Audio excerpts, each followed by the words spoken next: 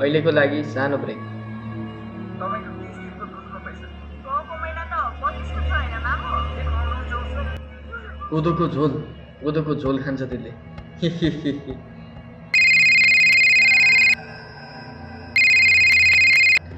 मेरो कुरा राम्रोसँग सुन, तेरो ज्यान खतरामा छ। जसलो मोसनमा बोल्न चाहिँ को बोले? काठमाडौँको एयर क्वालिटी इन्डेक्स जाडो महिनामा 300 भन्दा पनि माथि पुग्छ। के हो एयर क्वालिटी इन्डेक्स भने फेरि? त्यस्तो कुरा तैँले बुझ्दैनस्।